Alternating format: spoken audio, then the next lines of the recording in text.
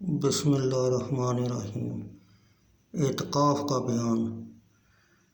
باب 1260 جلد اول بخاری شریف۔ ماہ رمضان المبارک کے آخری عشرہ میں اعتکاف کرنا اور تمام مساجد میں اعتکاف کرنا، کیونکہ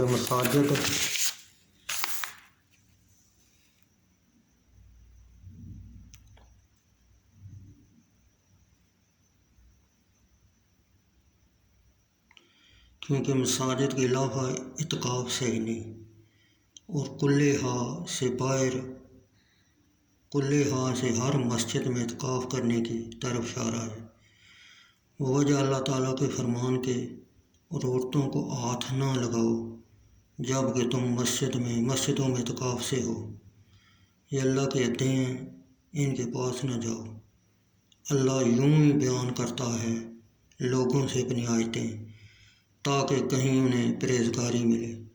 سورہ بقرہ آیت 187۔ حدیث نمبر 1893 بخاری شریف جلد اول۔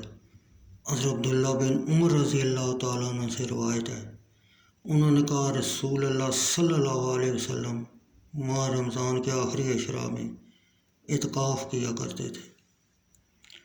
حدیث نمبر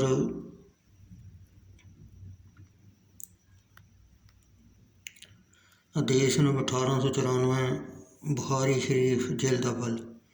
نبی اکرم صلی اللہ علیہ وسلم کی زوجہ محترمہ ام المومنین حضرت عائشہ صدیقہ سے روایت ہے کہ نبی اکرم صلی اللہ علیہ وسلم رمضان المقدس کے آخری عشرہ میں اعتکاف کرتے تھے، یہاں تک کہ آپ صلی اللہ علیہ وسلم وفات فرما گئے۔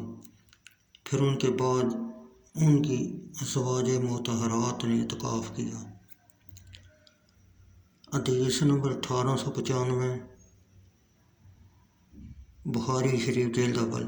حضرت ابو سعید خدری رضی اللہ تعالیٰ عنہ سے روایت ہے کہ رسول اللہ صلی اللہ علیہ وسلم ماہ رمضان کی آخری عشرہ میں اعتکاف کرتے تھے، اور 1 سال اعتکاف کیا، حتیٰ کہ آپ جب 21ویں رات آئی، اور یہ وہ رات تھی جس کی صبح کو آپ صلی اللہ علیہ وسلم اپنے اعتکاف سے باہر نکلے۔ آپ صلی اللہ علیہ وسلم نے فرمایا، جس نے میرے ساتھ اعتکاف کیا ہے اسے چاہیے کہ وہ آخری عشرہ میں اعتکاف کرے۔ مجھے اس رات شب قدر دکھائی گئی، پھر اس کو بھلا دیا گیا۔ میں نے اپنے آپ صلی اللہ علیہ وسلم کو اس رات کو صبح پانی اور مٹی میں سجدہ کرتے دیکھا، اور لیلۃ القدر کو ماہ رمضان کے آخری عشرہ میں تلاش کرو، اور ہر طاق رات میں تلاش کرو۔ اس رات بارش ہوئی اور مسجد کھجوروں کی شاخوں سے بنی ہوئی تھی، اس سے پانی ٹپکنے لگا، اور میں نے اپنی دونوں آنکھوں سے نبی کریم صلی اللہ علیہ وسلم کو دیکھا کہ 21ویں رات کی صبح آپ کی پیشانی مبارک پر مٹی کا نشان تھا۔